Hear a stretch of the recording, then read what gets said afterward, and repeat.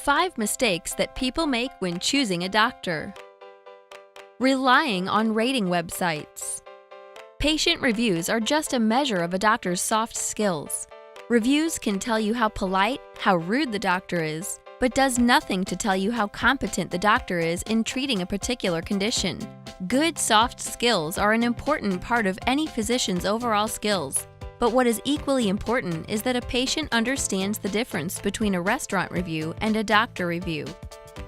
Relying too much on friends and family recommendations.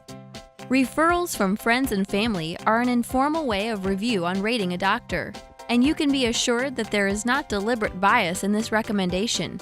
But in spite of their best intentions, family and friends have little information about a doctor's true expertise in treating a particular disease. Not understanding what board certification means. Board certification is not a mandatory requirement for any doctor and is only a measure of minimum competency.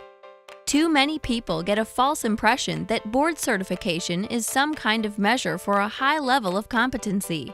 Board certification does show a doctor's commitment towards lifelong learning and his commitment towards his profession, but is not a validation of whether a doctor's skilled in treating a certain condition or not. Not knowing your doctor's specialty.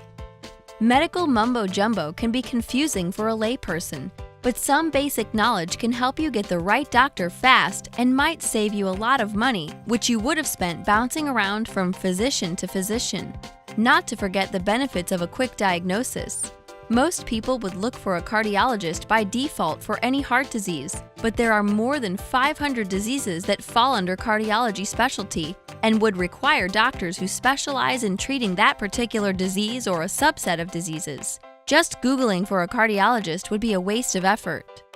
Not understanding that doctor is a part of a bigger team.